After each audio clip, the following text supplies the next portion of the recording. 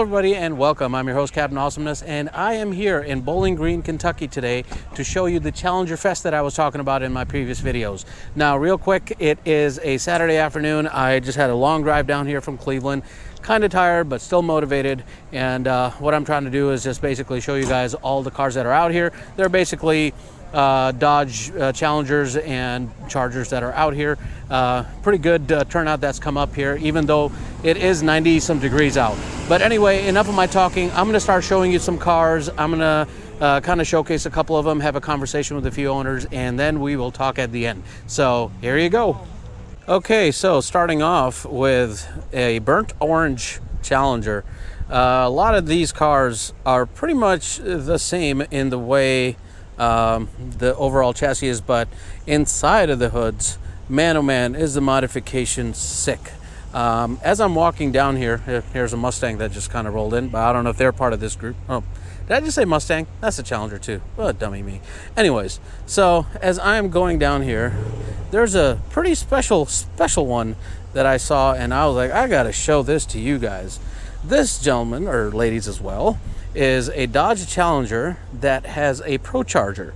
If you know what that is, basically that's a centrifugal charger, a supercharger that kind of behaves like a turbo. It's got an inlet that's actually coming from here, and then it pushes the air in from here into the intake manifold, making for some serious horsepower. This is a little different than the Roots type supercharger, if you're aware of what that is. And ultimately, with the way the gentleman, the guy who owns this car, has it set up, he is pushing well over 850 horsepower. So very, very exciting to see this particular example here. Heck, it even has a blow-off valve because of the way a Pro Charger works. You kind of need to have that compared to a Roots style supercharger that's on most other vehicles. So a little bit of customizations going on as well. This one is called Sinister Prometheus, or Prometheus Sinister. Don't know which way it goes, but still pretty beautiful. I like the way it looks. Got a vehicle here from all the way in Missouri. Wow, I haven't been in Missouri in a long time, but yeah, Missouri. And I'm here in Kentucky, so I'm in southern Kentucky, no less. Pretty close to where I was once before, Fort Campbell, Kentucky. So yeah, this, of course, yet another one, a Challenger RT with a 345 Hemi engine. You know, the one thing I really like about American Muscle, as I bring the camera around, is the fact that these things are huge. I mean, what I'm talking about is not just the overall width of the vehicles as they stand, but when you sit in the interior. You know, these are two-door cars, and I really enjoy the fact that you feel like you're in like a spacey vehicle. I have cars of my own, but they don't feel anything like that because they're Japanese cars. So muscle cars, American vehicles, have always had this luxury of feeling a lot more open, a lot more comfortable to be in, relative comparison, of course, to the Japanese counterparts that I am used to. Anyway, just going back to showing vehicles, here's another good example that I really like a lot. And then here, an SRT as well. This has got like more of a bright orange look with, you know, black striping on it. Pretty neat as well. So as I show you this and walk towards some other vehicles that I've seen, some of whose owners I've had conversations with. So that Challenger RT there, the white one, I don't know much about it, but I did speak with the owner of this vehicle right here, and then this little Bumblebee Dodge, I forget the name of it. Is it I'm pretty bad with names, but anyway, talk to the owners here. So let me talk about this gentleman real quick first. Air Force veteran, real awesome dude, and got to talk to him a little bit about certain duty stations I was at that he happened to be in as well. So pretty down-to-earth guy, and yeah, had a great conversation with him. Now this one is owned by Andy and Tracy, who are all the way in the back there, and funny enough, guys, they are from pretty much close to my hometown, Medina, Ohio. I live in Strongsville, so small world. We got to talk a lot about our hometown as well, but really their car, oh man, I love this look. And what's the nickname you gave your car? Something B, was it? It's a Super B, but a Super B. I haven't named it yet. Okay, gotcha. I'm thinking about it. I'm trying to come up with one, but okay. I don't have a good one yet. Okay, gotcha. Well, maybe I'll come up with one to suggest to you. Yeah, for sure. I'll help you out with that. But overall, yeah, great couple. They used to live in Ohio. Now they live in Tennessee. And yeah, I got to have a long conversation with them. Probably the longest one I've had with any particular individual that I've seen so far. Yet another blue one here. Oh, I love this. Hello. Oh, yes, the gentleman there, also in the Marine Corps. So a lot of veterans around here. I'm actually just kind of showcasing us because I'm racing for vets. And sir, I just want to say thank you again for your service. You know, if it wasn't for guys like you, my generation wouldn't have the honor to serve. So just wanted to at least let you know that. So I'm sure I'll run into you here in a second with the raffle deal. Yeah, we don't want to miss it. Yeah. Is that about to start? Yes. Yeah. Oh shoot. Well, I think I need to go in there somewhere. So that's what I'm about to do. But yeah, so far, again, like I said, bunch of friendly people around here. So really awesome to be here and represent Racing for Vets.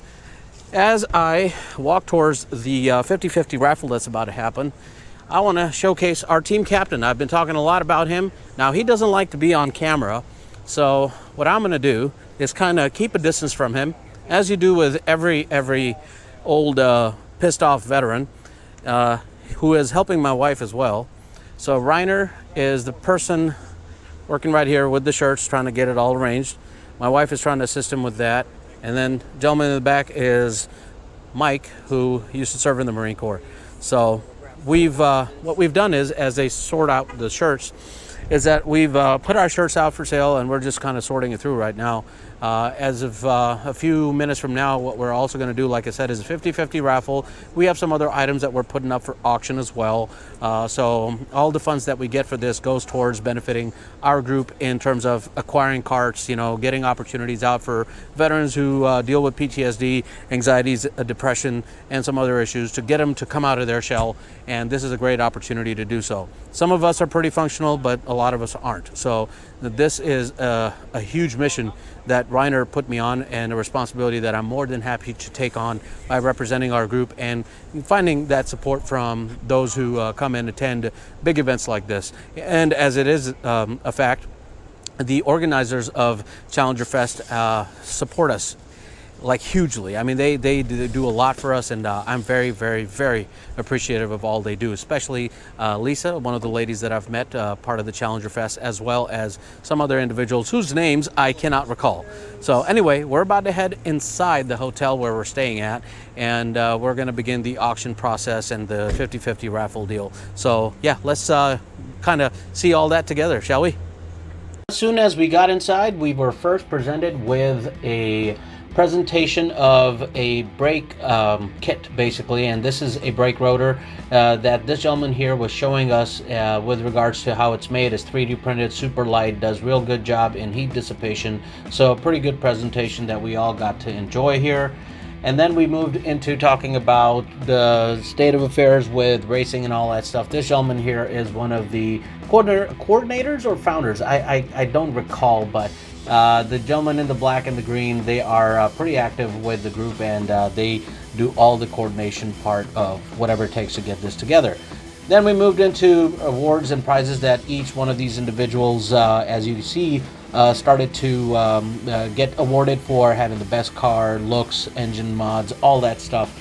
Pretty happy crowd all in all. You know, who doesn't want to have an event like this and, you know, not win something? So it was pretty cool to see the smiles in everybody's faces and all the accolades that they were receiving for each one of their vehicles. Pretty awesome. Even the guy with the supercharger won something. But anyway, here I am getting presented to speak on behalf of Racing for Vets, as well as some kind words that Lisa, the lady in white that you'll see, presented as well. Brandon, you or one of the guys want to say anything before we get started? Harrison, you want to be our talk? Sure, I'll make it happen.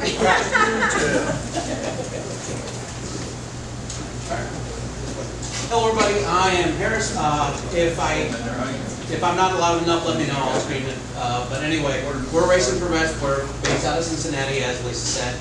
And long story short, the way it works for our organization is that we're catered to helping out veterans who deal with the effects of, you know, the service that's associated to the branch of service they're from, be it from PTSD, be it from anxiety, be it from many of the other things that are unfortunately inherent and associated with military service. So I can tell you this, as a recipient of what I have received from Reiner and his leadership, as well as the team overall and the people who support us. The last few years I've been in a hole, and I can tell you this, if it wasn't for him and if it wasn't for the support that this group had, I wouldn't have come out of the shell and be the person I used to be before I had to deal with certain things on my own. I'm just trying to be a real life example of it, but there are many like me. So I can tell you that it is working. It took that effort, that desire, that I used to have once upon a time as a young man, and it came up as a result of being with someone who's been in the same stuff as the rest of us and understands it. And yeah, I gotta tell you, this has been a great experience for me in person. I come from Cleveland, Ohio, so for me to travel 3.5 hours down to Cincinnati to be a part of the team, it's all worth it for me. So far, all I can say is nothing but positive stuff. And in the end, I'm just one live example of a direct recipient of the benefits that this group provides for us. And I hope that other veterans continue to experience the same as I do. And that's really why we're here, is to ask for your continued support. Those of you who have been supporting us in the past, and for any one of you who are new here, to continue to support. That'd be highly appreciated. So I'll add a little bit to it. So one of the things that I see is they get to recreate, as part of Racing for Vets, the atmosphere they were in the military, so the teamwork. So everybody has their own kind of role that they play, and they have to pull together like a team. And that's one of the things that I have read on multiple Facebook posts and videos and stuff. The reason this group is so successful at doing what they do is because they recreate that military experience, that bonding that goes on as part of the military group that you support. And that helps, coming back into the life the rest of us live every day. You don't necessarily see that kind of teamwork and that kind of bonding that they have in the military whenever you get back into the civilian world. And so having a small piece of that recreated as part of Racing for Vets is part of their success story. So anyway, sorry. But thank you again. Yeah.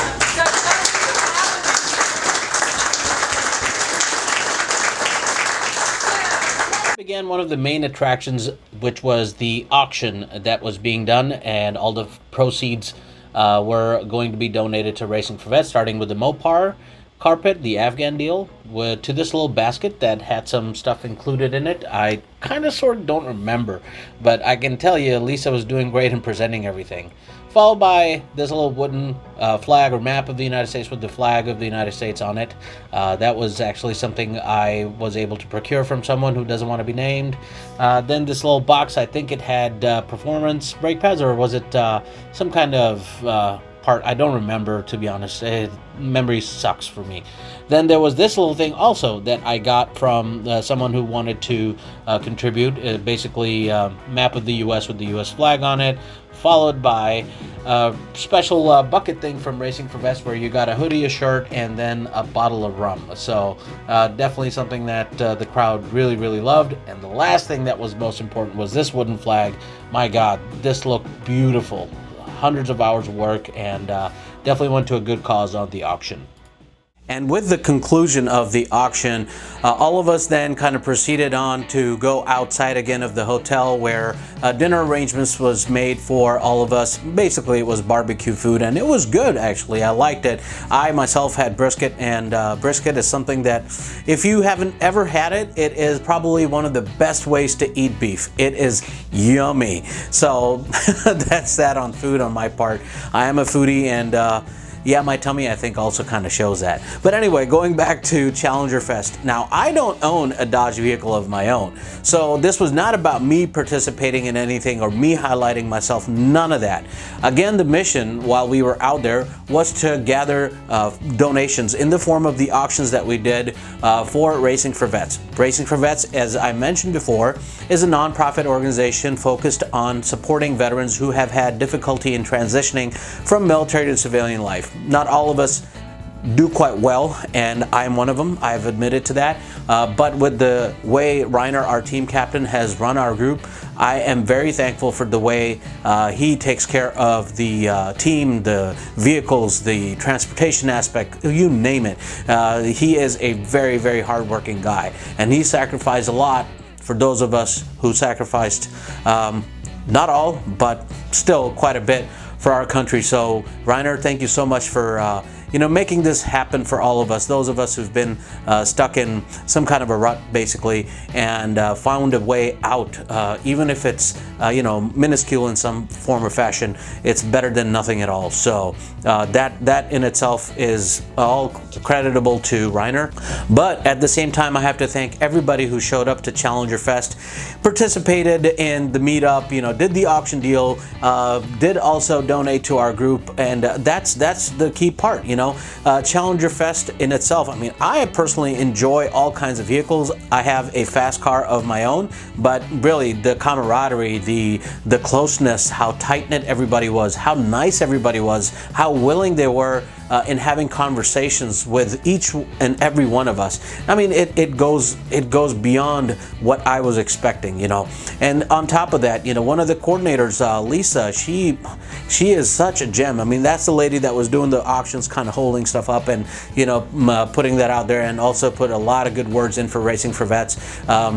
She's such a great lady, and her actually approaching me when I first showed up there and talking to me and approaching me in the way she did helped break some of the ice I sort of already had. I am kind of I don't know what the word is, but I'm a reserved person nowadays when it comes to interacting with people I don't know. I wasn't like that before, but that's just a nature within me. So she really helped me kind of open up and be myself. So thank you, Lisa, and thank you everybody who participated in Challengerfest. Now racing is coming up on June 4th. I will be down in Cincinnati, Ohio. I'm going to be racing at MCC. I think it's called Motor Car Club of Cincinnati or something like that. I always have a hard time remembering acronyms and names together unless they're Army acronyms, so I apologize. But anyway, there will be a lot of video that I'll be recording of myself, but before that I might actually go down to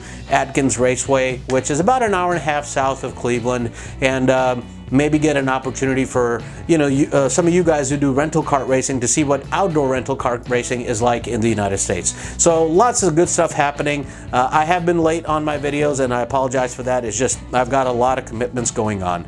And before I do conclude the video, guys, I want to talk about the helmets that I have. So a lot of you have seen this helmet that I've been wearing for quite a while, since I came back to the United States from Pakistan. This is that Icon air flight helmet. I love it. It makes me look like what's that gaming character again? The Master Chief from Halo. So I really like it. It's pretty comfortable. I get to put the camera up top here, so that's great. However, this helmet does not work well, or is not authorized for use in the kinds of outdoor kart racing I do, since this is not Snell approved. That's where this helmet comes in. It's a Zamp helmet that I actually got from a supporter of Racing for Vets, Sam Raber. So thank you, Sam, for allowing me to have the opportunity to buy something that I could afford. It's used, but still it does the job. Now this particular helmet in the center, this is a surprise, and I'm going to reveal it on the day that I go down to MCC and race in my next race down there in Cincinnati. So this is a fun one. I think you guys will like it. This is a Snell 2020, so it's a more recent updated helmet with all the safety stuff that goes with it. So it'll last all the way through 2030. So good to go with that. And the reason why I even got that was because this, unfortunately, is going to expire, I believe, in 2025. So I still have about 3 years with this, but this one I'm going to do some work on it to get it custom painted and all that, and Reiner is going to be the person who will do that for me. So anyhow, guys, that's all I have to say. Again, I had a lot of fun down there at Challengerfest. I also got to spend some time exploring some of the famous caves at Bowling Green, Kentucky, one of which was Mammoth Cave, and wow, that was a heck of an experience. So if any one of you wants to go down there just to explore just the bizarre ways nature can present itself, definitely a spot to go visit. But anyway, guys, that is all I have for you. Thank you so much for watching, and I will see you at the next Apex. Bye-bye.